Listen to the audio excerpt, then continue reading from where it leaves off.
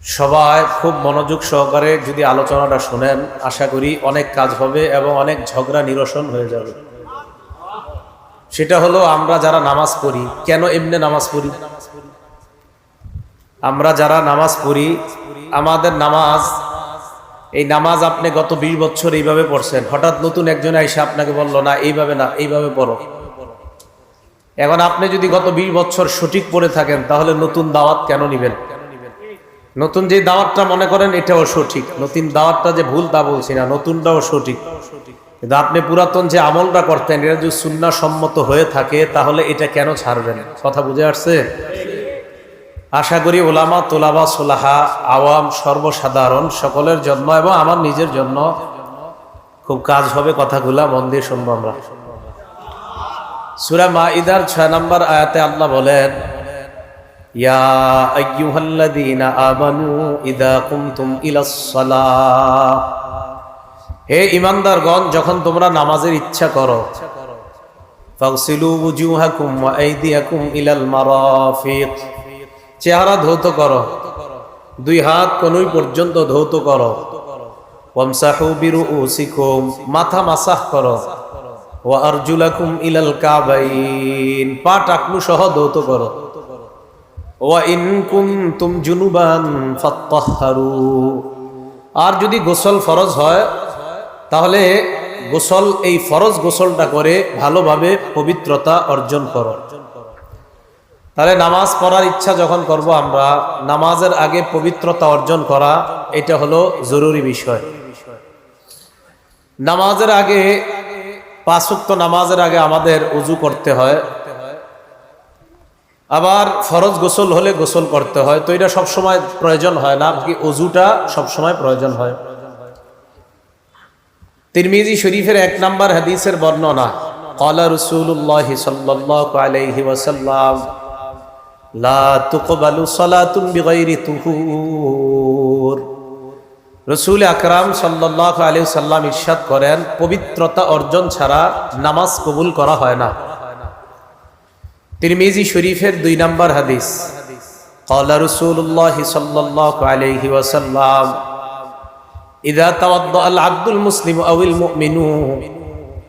রাসূল আকরাম সাল্লাল্লাহু আলাইহি সাল্লাম বলেন, কোন মুসলমান অথবা ইমানদার যখন ওযু করে, ফাগসালা ওয়াজহা, যখন ওযু করার সময় চেহারা ধৌত করে, খরাজা মিন ওয়াজহিহি কুল্লু খাতিআতিন নাযারা ইলাইহা বিআইনাইহি, এই 2 চোখ দিয়া যত গুনাহ করে, চেহারার এই পানিগুলা যখন পড়ে, মাআল মাই আও মা আখিরি কতরিল মা, এই শেষ ফোঁটা পানির সাথে এই নজরের গুনাহগুলা ঝরে পড়ে যায়। এই জন্য চেহারা যখন আমরা ধৌত করব ওযুতে, গুরুত্ব সহকারে এই আমলটা করা। ওয়া ইযা গাসালা ইয়াদাইহি, বান্দা যখন 2 হাত ধৌত করে, আল্লাহ নবী বলেন, সুম্মা গাসালা ইয়াদাইহি, হাত যখন 2টা ধৌত করে, খরাজা কুল্লু খাতিআ মিন ইয়াদাইহি বাতাশাতহা ইয়াদা, হাত যখন ধৌত করে, এই 2 হাত দিয়ে যত অপরাধ করছে, হাতের পানিগুলা পড়ার সাথে সাথে তার এই গুনাহগুলা ঝরে পড়ে যায়। তিরমিজি শরীফের 3 নম্বর হাদিস, ক্বালা রাসূলুল্লাহ সাল্লাল্লাহু আলাইহি ওয়াসাল্লাম, মিফতাহুস সালাতি আত-তুহুর, আল্লাহ নবী বলেন, নামাজের চাবি হলো পবিত্রতা অর্জন করা। নামাজের চাবি হলো পবিত্রতা অর্জন করা। মনে রাখবেন, পবিত্রতা অর্জন করা একটা আমল, ওযু করা একটা আমল। আজকে থেকে একটা হাদিস সবসময় মনে রাখবেন, আমরা জীবনে যত আমল করি, এই আমলটা যেন সুন্দর করে করি, এটা আল্লাহ পছন্দ করেন।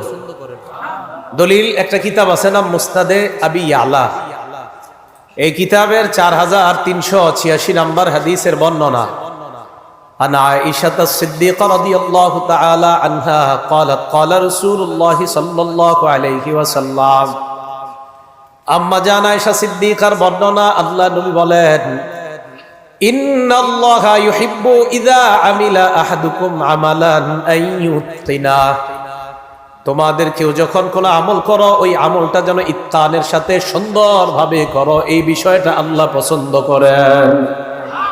আমল সুন্দরভাবে করা, এটা আল্লাহ পছন্দ করেন। আমি আপনি জীবনে চলার পথে যত ভালো আমল করি এটা সুন্দরভাবে করা আল্লাহ পছন্দ করেন। বলেন অজু একটা আমল কিনা? এজন্য অজু যেন সুন্দরভাবে করেন, এটা নবীজির নির্দেশ। দলিল সহিহ বুখারী 6290 নাম্বার হাদিসের বর্ণনা। ক্বালা রাসূলুল্লাহ সাল্লাল্লাহু আলাইহি ওয়াসাল্লাম, আল্লাহ নবী বলেন, ইযা কুমতা ইলাস সালাহ, যখন তুমি নামাজের ইচ্ছা পোষণ করবা, ফাসবিগিল ওযুআ, তখন পরিপূর্ণ রূপে সুন্দরভাবে ওযু করবা। নামাজের ইচ্ছা পোষণ করবা, সুন্দরভাবে পরিপূর্ণ ওযু করবা। তাহলে হাদিসে নবী পরিপূর্ণ বললেন। এখন আপনাদের প্রশ্ন, হুজুর পরিপূর্ণ ওযু কাকে বলে এটা জানতে চাই। এটা আবার মুসলিম শরীফের 246 নাম্বার হাদিস থেকে জানবো আমরা। সহিহ মুসলিম হাদিস নাম্বার 246, মাদ্রাসার পাঠ্যপুস্তক অনুযায়ী মোট হাদিস সংখ্যা হবে 3033টা। এই হাদিসের মধ্যে আসছে, ক্বালা রাসূলুল্লাহ সাল্লাল্লাহু আলাইহি ওয়াসাল্লাম, আল্লাহ রাসূল সাল্লাল্লাহু আলাইহি সাল্লাম এই হাদিসের মধ্যে আমার আপনার জন্য আজীব একটা শব্দ বলছে। আগে পুরো হাদিসটা শুনি। এক তাবী, তার নাম নুআইম ইবনে আব্দুল্লাহ। এই নুআইম ইবনে আব্দুল্লাহ উনি বর্ণনা করেন, উনি বলেন, রাআইতু আবু হুরায়রা রাদিয়াল্লাহু তাআলা আনহু ইয়াতাওয়াদ্দা, আমি আল্লাহর নবীর সাহাবা আবু হুরায়রাকে ওযু করতে দেখলাম। আবু হুরায়রাকে আমি দেখলাম, ফাগসালা ওয়াজহা, উনি যখন ওযু করে, ফাসবাগাল মা, চেহারা উনি ভালোভাবে ধৌত করে, উত্তম ভাবে ধৌত করে। এরপর বলেন, সুম্মা গসালা ইয়াদাহুল ইউমনা ফাআশরাআ ফিল আদুদ, ডান হাত বাহু পর্যন্ত, বাহু সহ সুন্দরভাবে ধৌত করে। ওয়াদাহুল ইউসরা ফাআশরাআ ফিল আদুদ, বাম হাত বাহু পর্যন্ত সুন্দরভাবে বাহু সহ ধৌত করে। সুম্মা মাসাহা রাসা, মাথা মাসহ করে। সুম্মা গসালা রিজলাহুল ইউমনা ফাআশরাআ ফিস সাক, পায়ের নালা সহ ভালোভাবে ধৌত করে। ওয়ারিজলাহুল ইউসরা ফাআশরাআ ফিস সাক, বাম পায়ের নালা সহ ভালোভাবে ধৌত করে।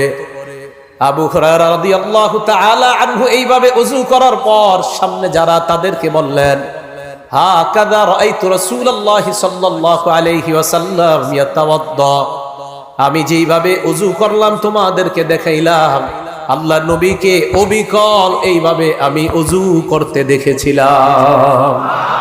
আমি নবীজিকে দেখছি এইভাবে ওযু করে। ঘটনা শেষ হয় নাই, হাদিস শেষ হয় নাই।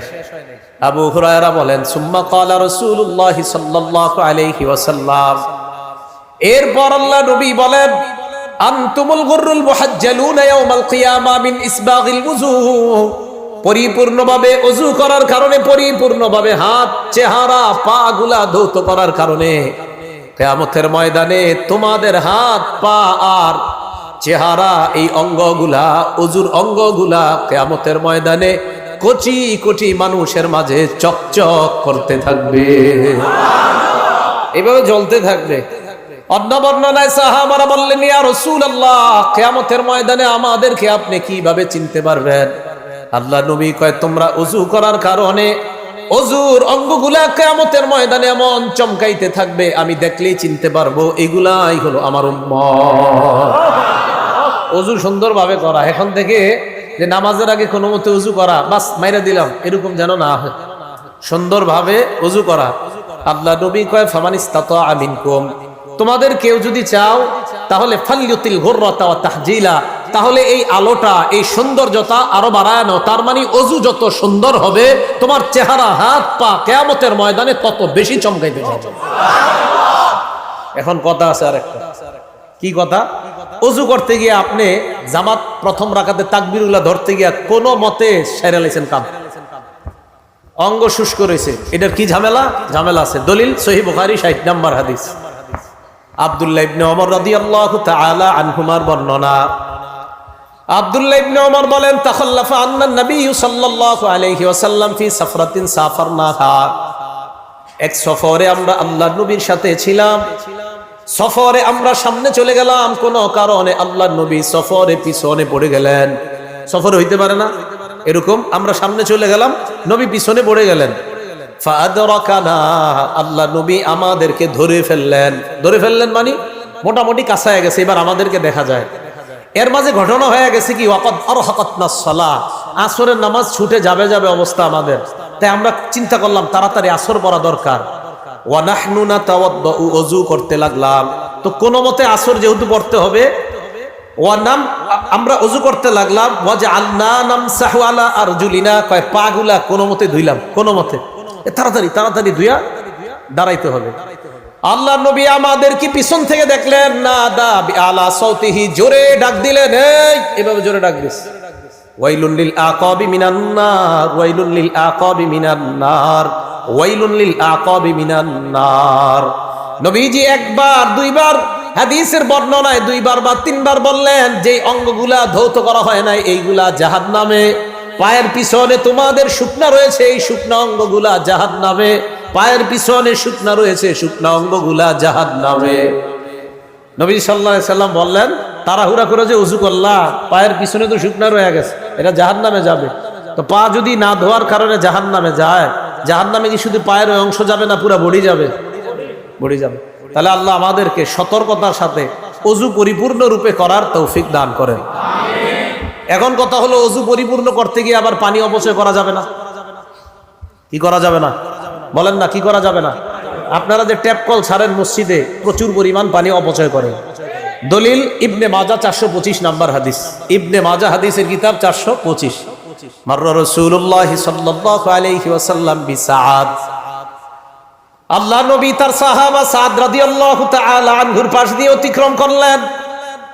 সাদ রাদিয়াল্লাহু তাআলা আন ওযু করতেছিলেন, আল্লাহ নবী তাকে বললেন, মা হাদা সারফু ইয়া সাদ, এ সাদ, ওযুর মধ্যে এত অপচয় কেন করো? হযরতে সাদ জবাব দিলেন, ইয়া রাসূলুল্লাহ আফিল ওযু ইসরাফ, হুজুর ওযুর মধ্যেও কি অপচয় হয়? আল্লাহ নবী জবাব দিলেন, নাম ওয়া ইন কুনতা আলা নাহরিন জার, প্রবাহমান নদী সমুদ্রের মধ্যেও যদি ওযু করো আর যদি বেশি পানি খরচ করো, এটাও অপচয়। সমুদ্রে আপনি ওযু করলেন, সমুদ্রে কি পানি শেষ হবে? নবীজি কয়, সমুদ্র নদীর মধ্যেও যদি ওযু করো আর এই ওযুতেও যদি তোমার পানি বেশি খরচ হয়, এটাও অপচয়। তাহলে ট্যাপ কল দিয়ে যারা ওযু করেন, এটা সতর্কতার সাথে ওযু করা। এজন্য আপনারা মা বোনরা যারা বাসা বাড়িতে ওযু করি, আমি আপনি আমরা সবাই ট্যাপ কলে ওযু না করে ওখান থেকে পানিটা নিয়ে আলাদা কোনো পাত্রে দিয়ে ওযু করলে তাহলে পরিমিত পানি খরচ হবে, এই পানির অপচয় নামক গুনাহ থেকে বাঁচা যাবে। আল্লাহ আমাদেরকে বুঝার তৌফিক দান করেন। এখন আপনি ওযু করলেন, ওযু করার পর কি দোয়া পড়বেন? আপনি চাইলেই ওযু করার সাথে সাথে জান্নাতের 8টা দরজা খুলতে পারবেন। কয়টা দরজা? 8টা দরজা। মুসলিম শরীফ 234 নাম্বার হাদিস। ক্বালা রাসূলুল্লাহ সাল্লাল্লাহু আলাইহি ওয়াসাল্লাম, আল্লাহ নবী বলেন, মা মিনকুম মিন আহাদিন ইয়াতাওয়াদ্দা, তোমাদের কেউ যখন ওযু করবা, ওযু করার পর ফায়ুবলিগুল ওযুআ আও ইউসবিকুল ওযুআ, পরিপূর্ণ রূপে ওযু করবা, করার পর সুম্মা ইয়াকুল, এরপর তোমরা পড়বা, আশহাদু আল্লাহ ইলাহা ইল্লাল্লাহ ওয়া আন্না মুহাম্মাদান আবদুহু ওয়া রাসূলুহু, এটা বললেও হবে। আর আপনারা যেটা পারেন, ওয়া আশহাদু আন্না মুহাম্মাদান আবদুহু ওয়া রাসূলুহু, এটা বললেও হবে। এরপর পড়বেন, আল্লাহুম্মা জাআলনি মিনাত তাওয়াবিনা ওয়া জাআলনি মিনাল মুতাতাহহিরিন। নবীজি বলেন, ইল্লা ফুতিহাত লাহু আবওয়াবুল জান্নাতিস সামানিয়া, এই দোয়াটা কালিমায়ে শাহাদাত পড়তে দেরি সাথে সাথে আল্লাহর জান্নাতের 8টা দরজা খুলে দেওয়া হয়। নবীজি বলেন, ইয়াদখুলু মিন আইয়িহা শা, সে যেই দরজা দিয়ে মন চায় ওই দরজা দিয়ে জান্নাতে প্রবেশ করবে।